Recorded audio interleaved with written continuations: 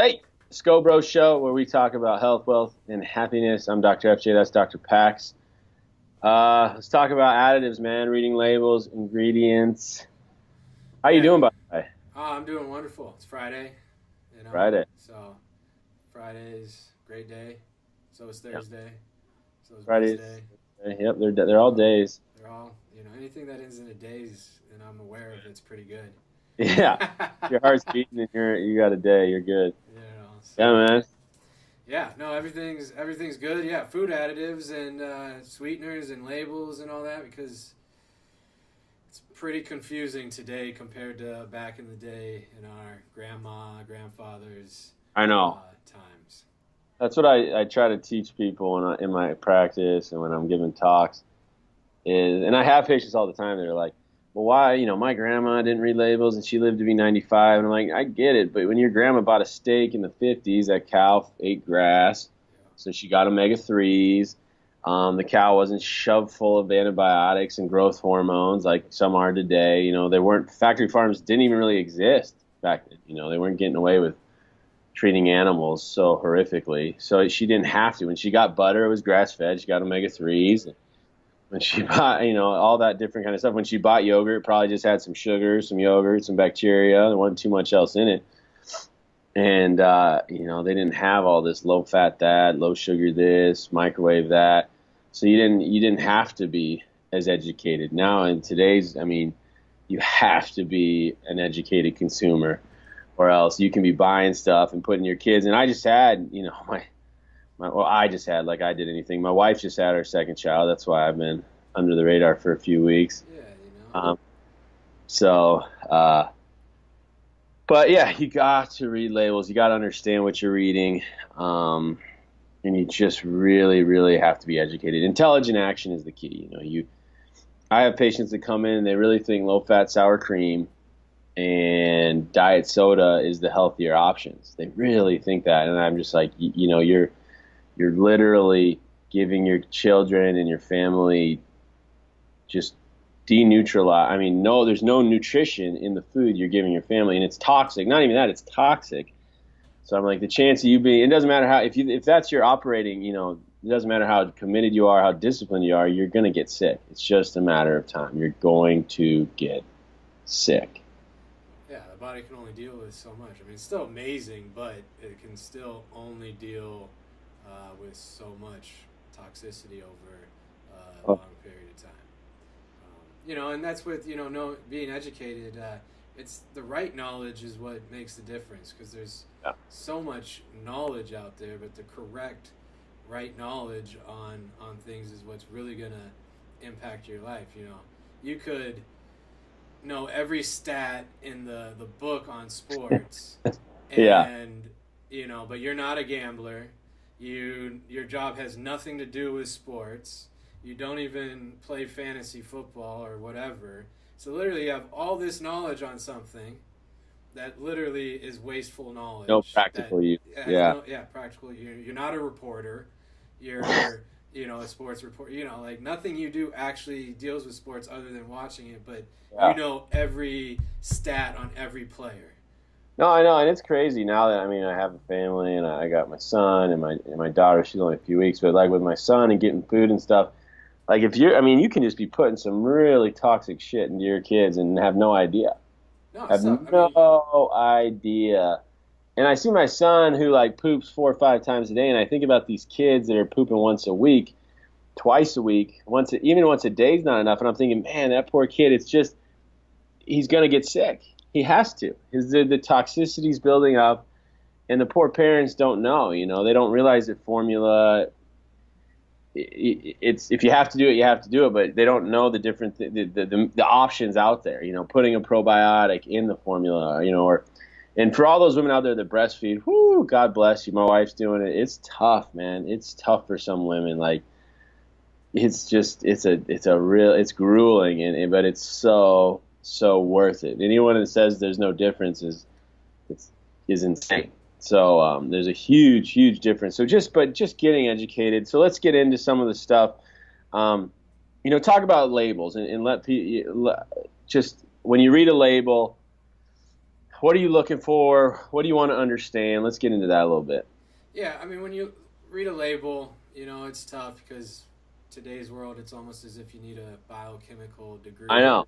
I to have a biology degree. I still don't know what the hell. understand, But I'd say, first of all, when I read a label, I'm looking to see how many ingredients are in it first. Yeah.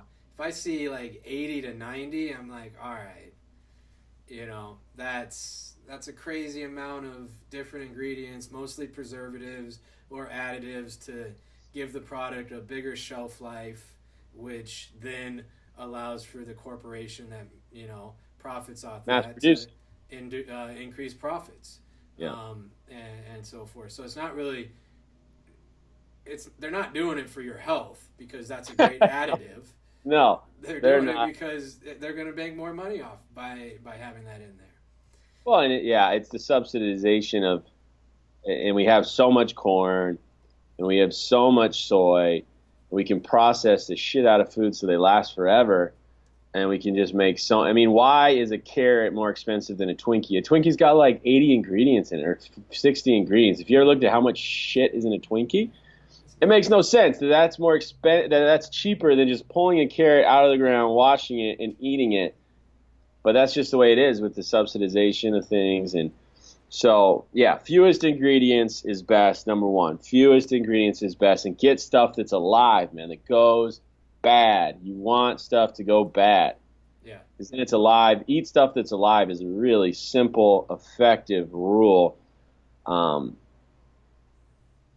That's it's powerful. If you eat dead shit, you cannot break it down. If it doesn't go bad on the shelf, it won't break down in your stomach. You're getting no food value. You're getting empty calories. I don't care if there's only 10 calories. You're getting calories with no nutrients in it. So fewest ingredients is best. Get stuff that's alive.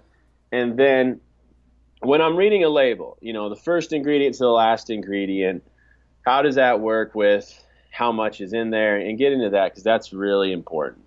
Well, it kind of goes in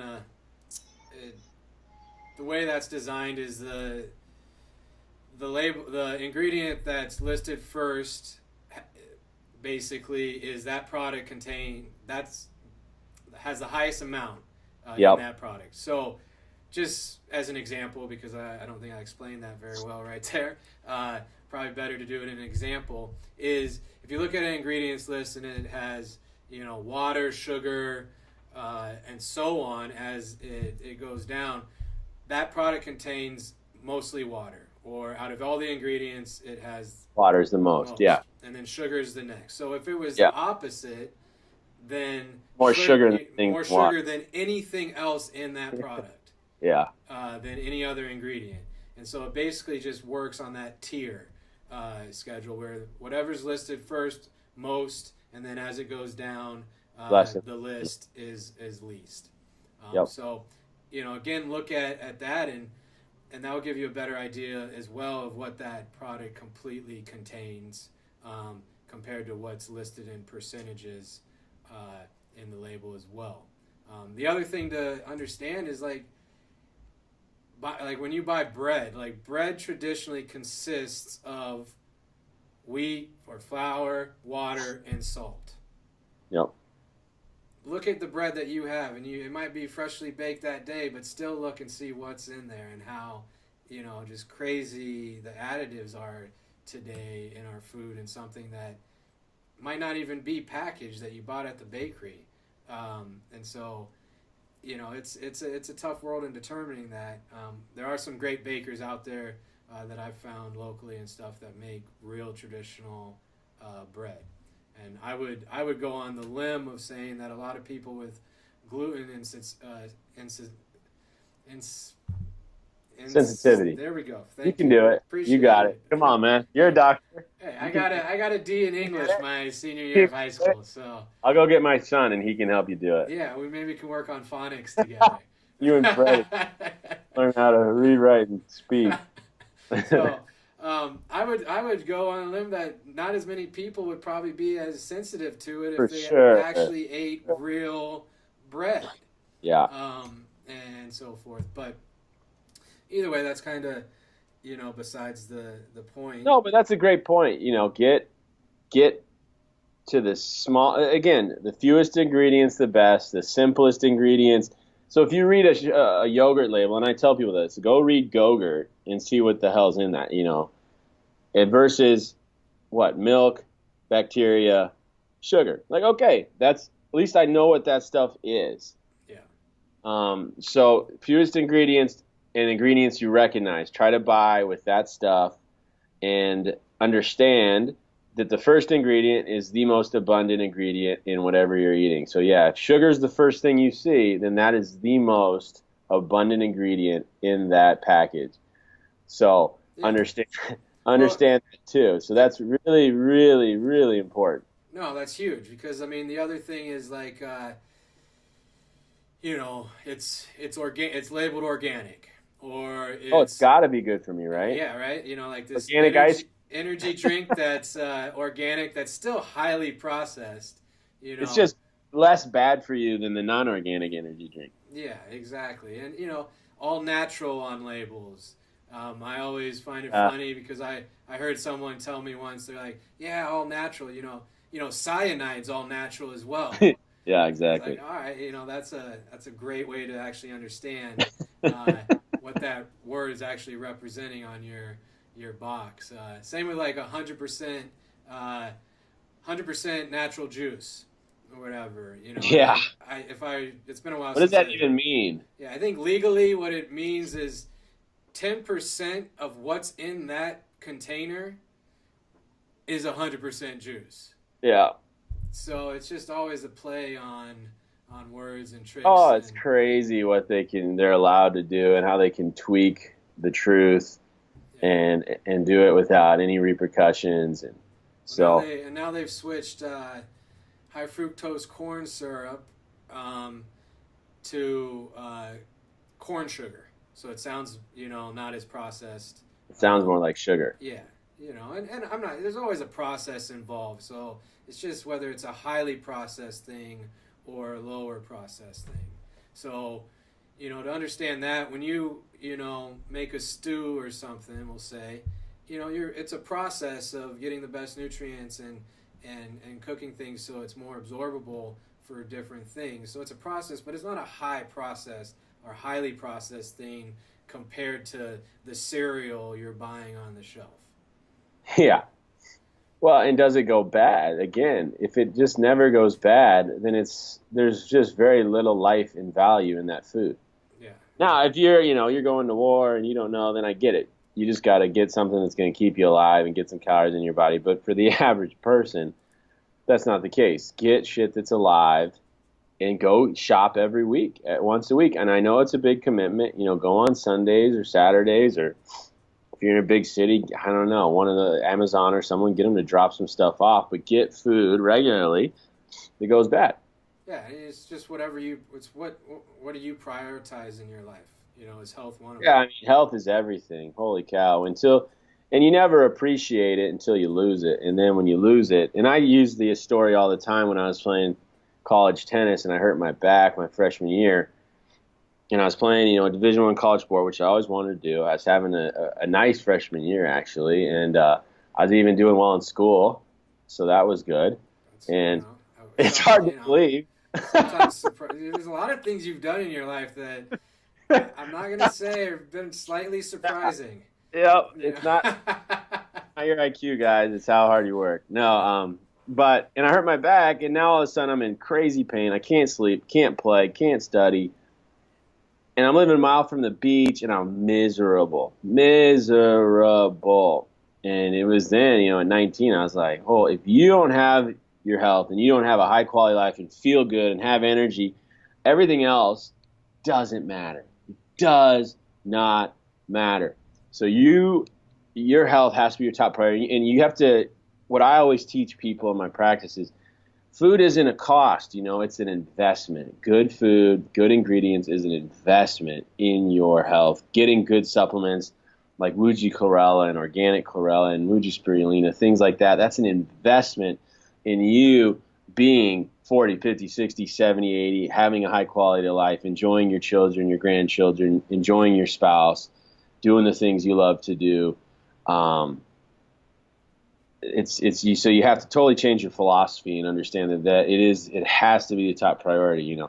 Your kid doesn't need the newest iPhone, but they need to be eating and putting good stuff in their body, and it'll be well. Invest in yourself. Invest in yourself. Invest in your future with good nutrition.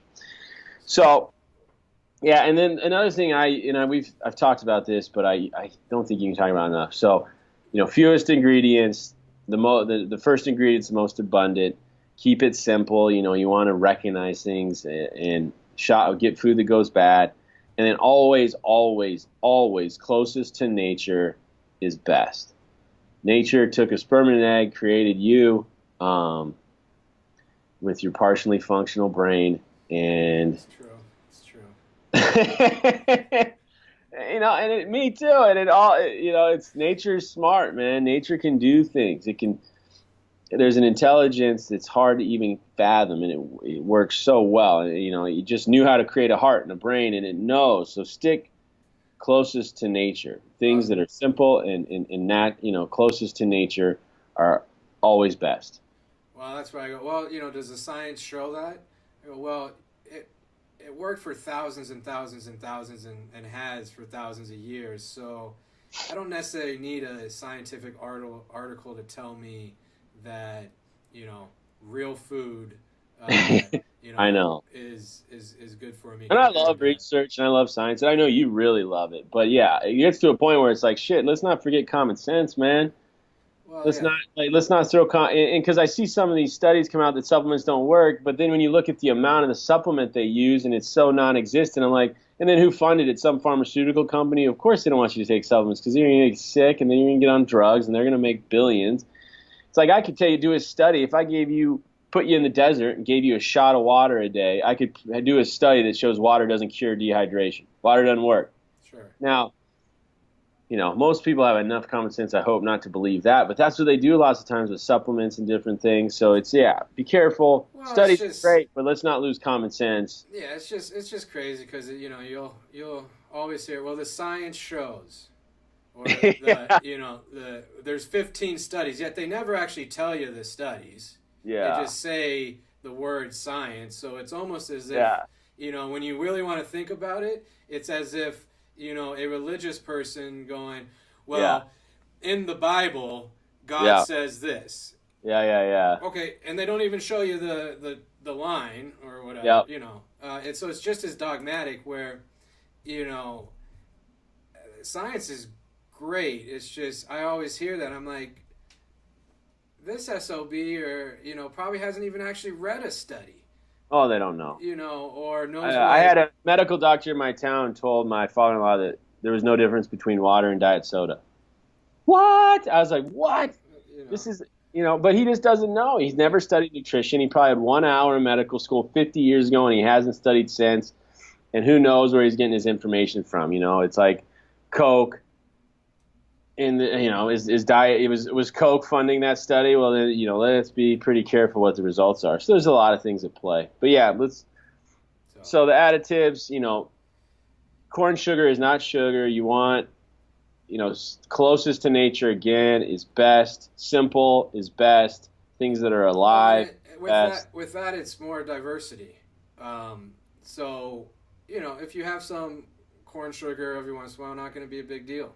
No. But if you're drinking 3 sodas a day, and that's, source of a lot of your nutrients, it's going to be an issue. And so it's just what you do most of the time, which is what, Yeah, exactly. That's what I was just That's what our parents raised us on. I mean, 5 on, 2 off. We can talk about that more in another show, but that's how we've always lived. 5 on, 2 off during the week. You do the right stuff. We're not Mother Teresa. It's Friday night. I have some friends. I'm gonna have some beers tonight and have some fun. As I should, man. Heck yeah. Well, I'm at it. We're giving a chiropractic seminar this weekend in Chicago, and I got some classmates coming in. So we're gonna. Well, and you're not having health issues with your liver or having cirrhosis with your liver. So that plays into it. Some people. Of course it does. If you have that going on, then you need to not drink alcohol at all. Yeah, well, and I always tell people, health is like a checking account. If you make a whole lot of deposits, you can make some withdrawals. But if you've been withdrawing your whole life, you're overdrawn, bud. When you're overdrawn, the bank says, no, man, you got to make a whole bunch of deposits. And that's when you're sick. That's what it is. I tell people, you got to be 7 on and no off when you're sick. Yeah. Once you get to a state of balance and you've made a whole lot of deposits and you're in the black, now you can make some withdrawals every now and then. You can have some beers on a Friday night and have fun and eat your nachos. But then, Sunday through Friday afternoon, I'm healthy, man. I'm taking my chlorella. I take my chlorella 7 days a week, no matter what. I drink a ton of water. We exercise. We eat really healthy during the week. My wife, we go to our farmer's market. We're lucky in Wisconsin. We got a lot of local, really quality farmers with organic stuff. So we get all that good, clean stuff. So then, and we've been raised this way. So we're in the, you've made the deposits. So now you can make a few withdrawals. You can have some fun. You can do all that good stuff. That's good stuff, man. That was great. That was a great analogy. Thank you. I felt good about it. Did you practice that a little bit before? I do. I stand in the mirror and practice. No.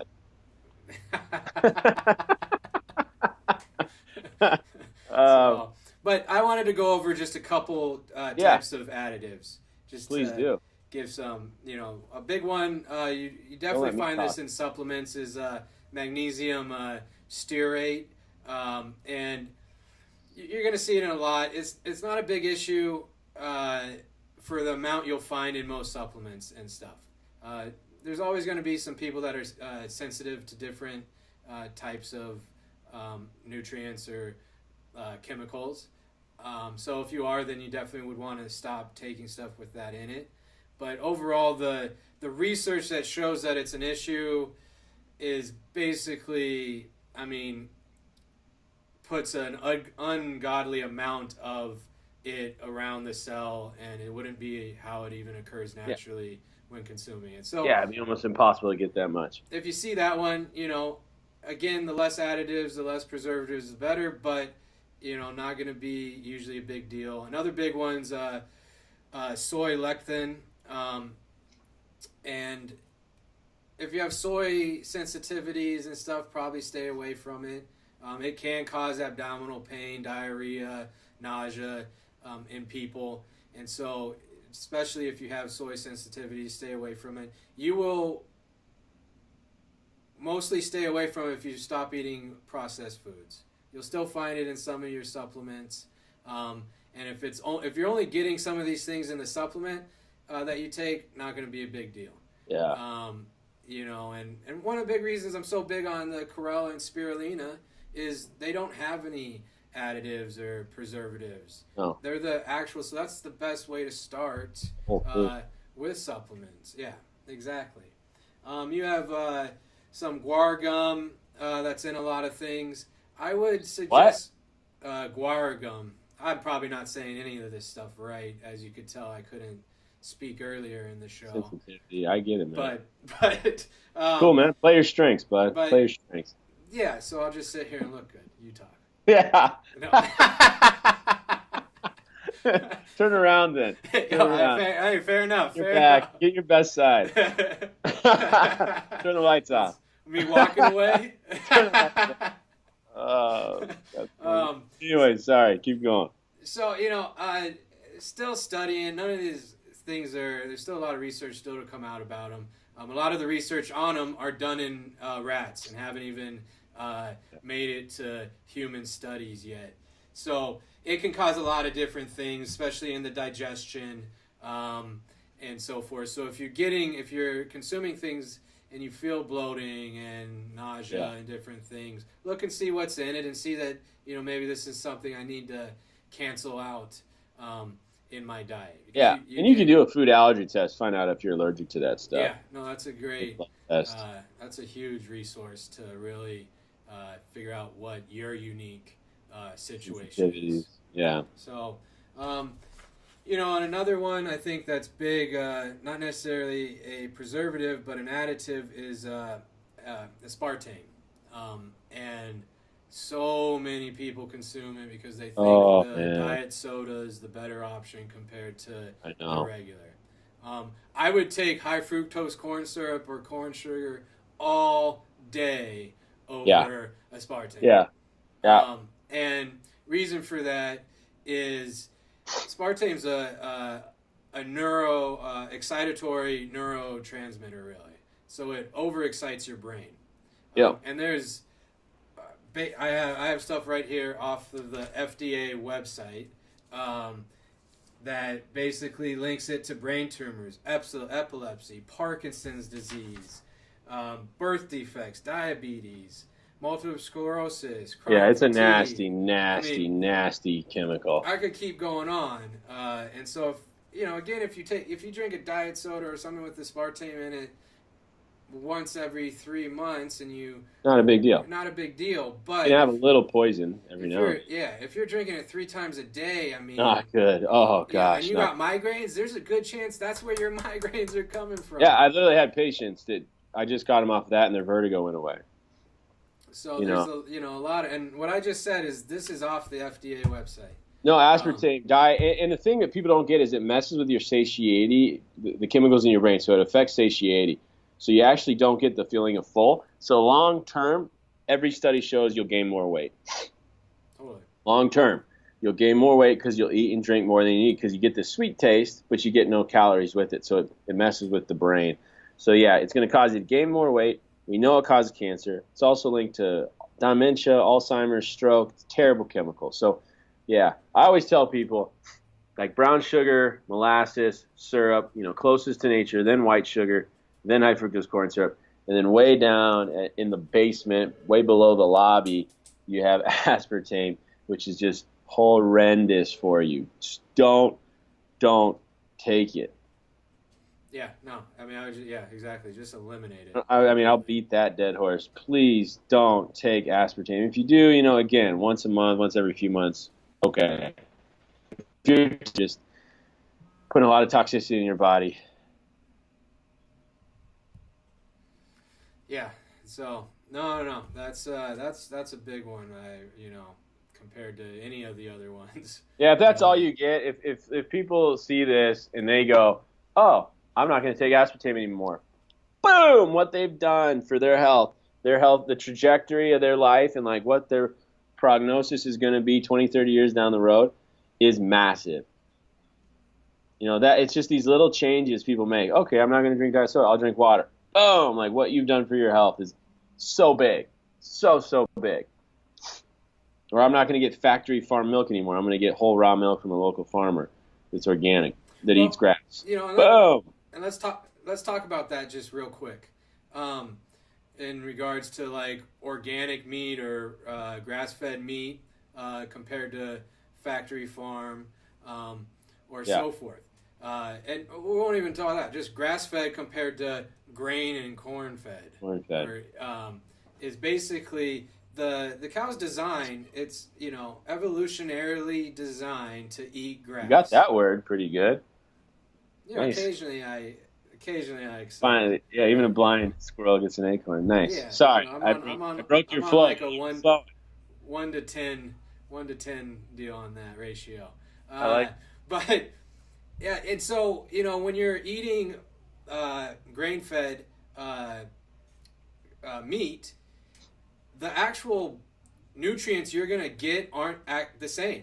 You get more. The ratio of omega-3s to omega-6 is different in a grain-fed meat than a grass-fed. And then you add the antibiotics and hormones that are stored in the fat of the meat. Then you talk about the... Let me interject here real quick, because this is important, guys. If you cannot get grass-fed organic beef, or you can't find a local person, then you want to get the beef with the least amount of fat, because the hormones, the antibiotics get stored in the fat. So you get that high fat ground beef. Oh my God, from a factory farm cow, you're getting so much crap. So if you cannot get the organic, and I get it. Sometimes we're dealing in the real world, you're on a budget, then get the meat with the lowest fat, because at least that's where it'll be stored. So you'll just get less of that crap. Go ahead. Sorry.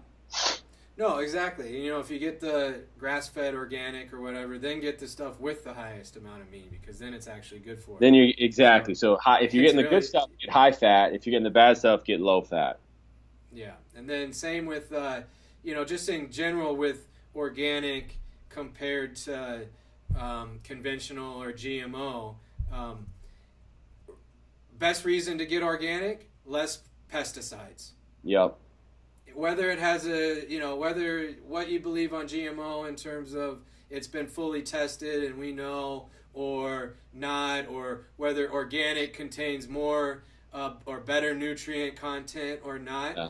At the end of the day, if you get organic, you're going to get less toxin, Less Roundup from the the herbicides and all the different things. So that's the main. If you don't have Especially to have if you're going to eat the skin. If you're going to eat the skin, you don't. You really. It's nice if you can avoid all those toxins they spray all over the plants. Well, they all, the conventional and GMOs all have residue of that. It's just so it wreaks havoc on your body. Oh man, they're toxins. They're built to kill animals. Well, that's why you have to be so much smarter. Yeah, exactly. They're built to kill stuff. Because when Grandma got steak, the cow ate grass. So you got a nice omega-3, so you had good fats. When she got butter, it had omega-3s, again, good fats. When she bought yogurt, it didn't have all the crap. So that's why you see so many inflammatory issues now, because our 3-to-6 ratio is way, way out of whack. So the easiest thing to think of is it has to eat something that's green, or it has to eat something that ate something that was green, basically, to get omega-3s. Like if you want to get wild fish, that fish ate krill or it ate algae and it had fats, it has a good fat. Or it ate a fish that ate that stuff. If you get farmed, you got so much corn, and if it get fed corn, no omega-3s. Yeah, it's just not happening. So it just is what it is. It is what it is. Yeah. So you're not going to, change the system, but you can affect the system by buying the good stuff. Because if people stop buying the crap, they're going to have to change. They're going to have to change. They're going to have to bring back more of the good stuff. Well, and they are. I mean, look at Amazon buying Whole Foods. Yeah. Obviously people, not that everything in Whole Foods is great or organic. No, I know. I saw organic seedless grapes the other day, and I was like, well, that's cool. I'm like, wait, that can't be organic if it doesn't have a seed. So, yeah, you got to be really smart. You want shit with seeds in it. You want stuff that – but anyways, I think that's a lot of good stuff, man. Yeah. I got really nothing else to say. Good. Let me talk. My be quiet. brain's kind of empty.